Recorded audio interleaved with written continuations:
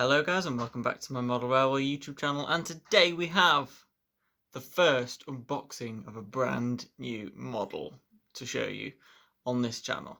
So look what we have. We have a Terrier. I've been banging on about these locos for flipping months. I love these things, and yeah, we decided to purchase one. So the Hornby Terrier. It is not in the box, if you will notice. If I pull this out, I have had it out, checked it and stuff, all working absolutely perfect. I will grab the sleeve off just to get the instructions out, which are, well, it's obviously the gumps and stuff. So here you have the operating and maintenance for the A1/A1X. This is an A1. This is an early pre-grouping locomotive, the one before about 1912 or something, when they started rebodying them to A1Xs. That's all we really need to know. This has a 3-pole motor with turn metal bearings, so it's a very decent mechanism, absolutely lovely thing. See, works all perfectly well. Put that away. So what I will do is now show you the back of the box. There you have. So it's classified as a 0P, which is the lowest. But it is a tiny little locomotive. They're not puny or anything. They are actually quite powerful little things, but obviously compared to Pacifics and stuff, they're not, which is why they're classified as 0. So you can pause that and read that if you would like to. I'm not going to give much history. I'm not going to give any, in fact. But I will say that my locomotive is preserved. Brighton, which is this one, number 40. It is currently at the Isle of Wight Steam Railway with number W11. And it's in A1X configuration, so it does look slightly different in terms of its smoke box and stuff. But other than that, it is a preserved locomotive. So we've got another one to add to the preserved list. And finally another one to add to the pre-grouping list. Now, I did actually have a pre-grouping running session that I filmed about a week and a bit ago, ready to be uploaded. But I've decided, obviously, to scrap that and refilm it since the ordering of the Terrier. Now there is, I forgot, there is a little detail bag. I don't think you can, just there, but I don't think you can see it. It's just got some vacuum piping in. Right, so we'll grab the loco, which is here. Absolutely tiny little thing. You can see the size of it with my hand next to it. Look at this. Absolutely stunning locomotive. We'll go through the detail in a minute. But you can see this is absolutely stunning. I'm absolutely over the moon with this locomotive.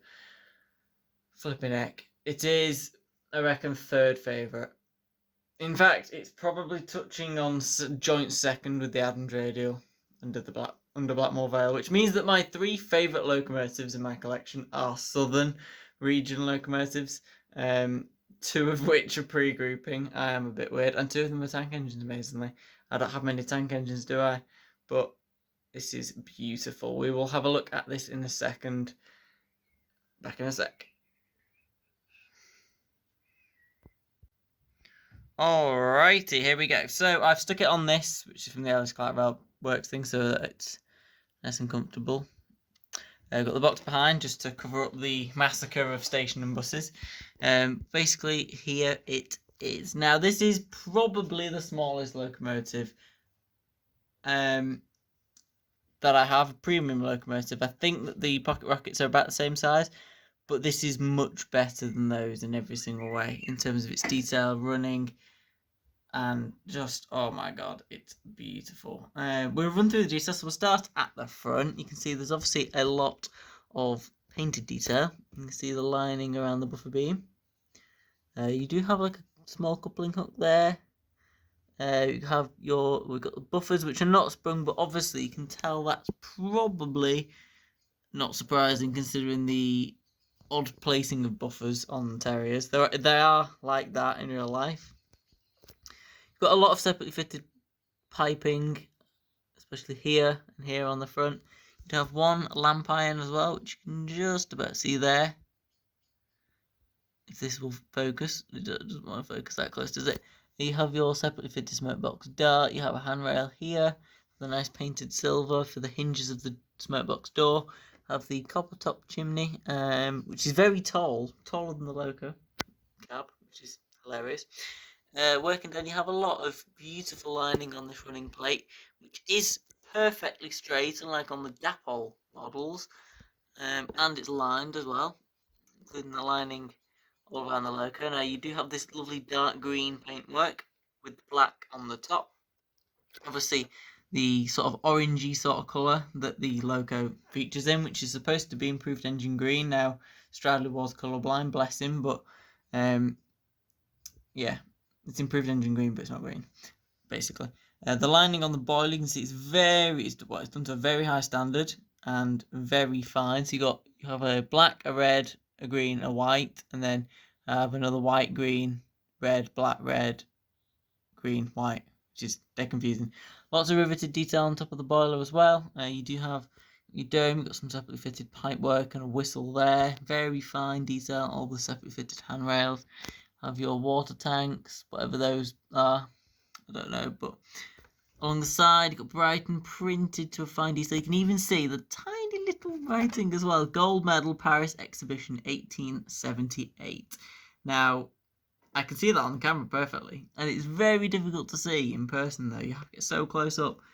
You have this sort of, is this like a water pump or something? I don't know. What's it called? I can't remember.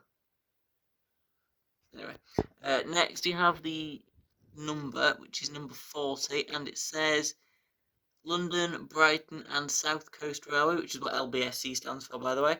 That is hardly noticeable in person. That's how fine this locomotive detail is. You've got lining all around the beautiful steps, and by the way, the running plate is made of cast metal. That is what you want. It gives it in quite a decent amount of weight. Have the same level of detail at the back. You have those buffers as well. You do have coal in this one, unlike you do in the Dapol one. They don't provide coal because they're a bit weird. You have all the lining on the buffer beam, got it on the back, on this sort of storage thing here, all on the sides. Absolutely incredible fine detail. You do have glazed windows front and back with the gold lining around there. You got the white roof, which is absolutely gorgeous. You have a lot of cab detail now. I can see if we can try and squeeze in here, but I doubt I can. Very difficult to. So you have some form of control there. You've got a brown wooden floor, sort of planked floor.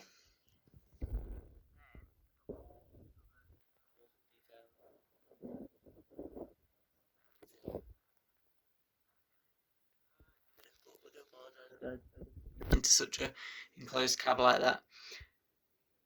Whew, that was a dead quick run around the locomotive. I'll scoot it round the other side. There's no real differences on the other side, but it is absolutely beautiful, and that is it in its former glory. I will just note about the wheels. The wheels are beautiful.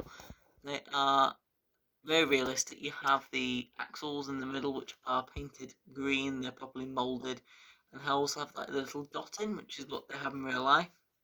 You have the coupling rod is lovely and painted into that glorious red colour. Absolutely beautiful locomotive. Right, let's get to running it.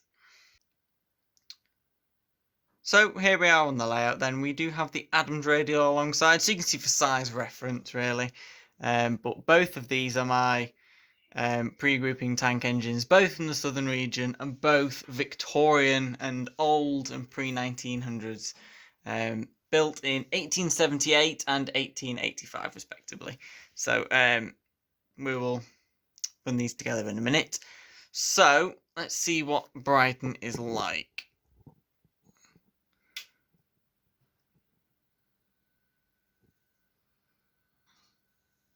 They don't do the best slow speed, but that's actually not too bad. Come on. I'm not touching it. They're very sensitive to badly cleaned track. Now, but if you notice, ultra smooth at any speed above that. Super quiet, absolutely beautiful. I think that the reason it doesn't slow speed as well is probably because of the dirty track I have. I also didn't note on the details, you can see right through the middle of it. Move out of the way, coupling rod. The chassis is so accurate to the real life prototype. It's crazy. There are people who say that this loco isn't as accurate as the Dapple one, but the Dapple one doesn't work. It's not that good of a runner. It derails quite easily, and it's got a bent running board. And I'm familiar with Hornby's high quality locos, and I know full well this is probably, in fact, is the better locomotive. And I'm so glad that I purchased this thing because it's beautiful. Okay, but I'm not going to overstress these two locomotives, so we're going to run them with two green Southern Region coaches each. I'm going to run these two together, and I'll stick those on, and we will get them running for a little bit of a running session. Okay, let's reverse Brighton to the coaches then. Is that coupled? I think that's coupled. We do have a thin NEM coupling into a really fat old sort of backman coach, I think, was it Hornby? I don't know. It's a really old coach, I know that full well. So it's move Brighton back a little bit, pop the Adams, that's forwards into reverse. Right, let's get these two underway then, shall we? Okay, we'll do the Adams Radial first.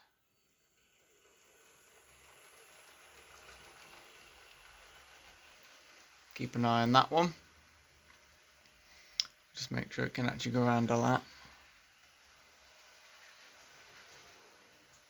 I never really run the Adams on second radius, so. Okay, it's actually completed a lap. Let's go, Brighton. Has been ran in, by the way. I did it off camera ages ago.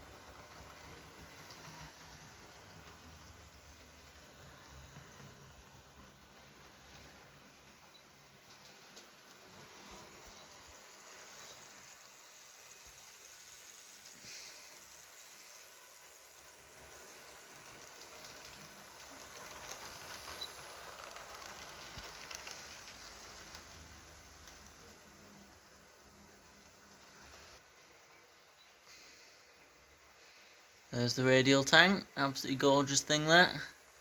Here's Brighton, oh, beautiful thing.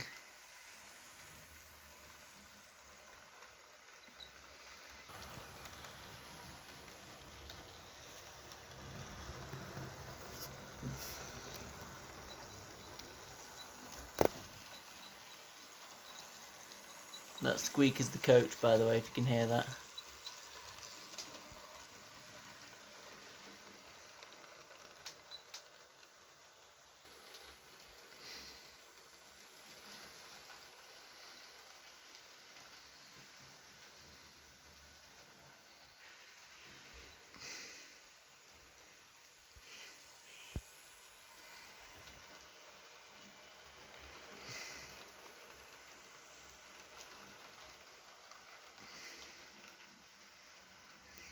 You see them over there in the distance? There they are.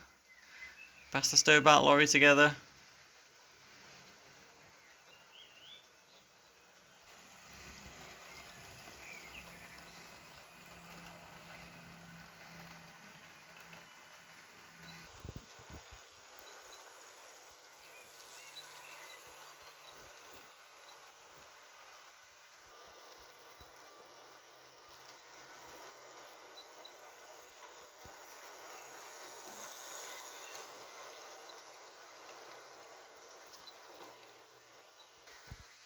There's the Adams Radial.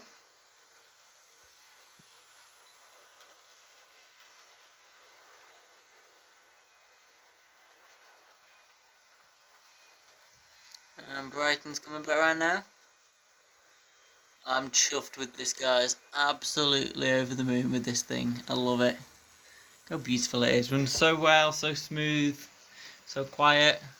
It's a good puller. Could pull more than this. I love it. Absolutely love this thing. Hello. See me in the reflection. Right, I think it is probably a good time to call this a day. Stop, Adams. There you go. And let's bring Brian into a stop. Look at there we go. Lovely. Right. There you go. That's Brighton for you. Brand new locomotive to the collection to expand a little bit. I would like to note that we do have some more locomotives on the way very soon. We have some more rolling stock on the way very soon. But those videos will be for another day. Now, I'd like to speak about some future video plans dead quickly before we all head off. So, coming up, we will do a pre-grouping running session now. We'll also do a southern running session while we have the Terrier. And I will also do a live stream on this channel if I can. That's not certain, but I will try my best to do a live stream at some point. So be aware that if it comes up on the notification, you are all welcome to come and watch. You can request locomotives and have a bit of fun, and we'll have a laugh and have some model railway fun and stuff. So yeah. Anyway, guys, thank you so much for watching. I do hope you enjoyed watching this video, and I hope you also love Brighton the Terrier as much as I do as well. And I'd like to note that I purchased mine for £79.50 from Rails of Sheffield. There will be a link in the description if you would like to go and purchase yours. Highly recommend them. They are brilliant, and yeah, they're beautiful. Absolutely stunning things. Definitely one of my favourite locomotives, like, in the whole collection, and I love it. Beautiful. Right, guys, thank you so much for watching, and take care of yourselves, and I'll see you very soon for some more videos.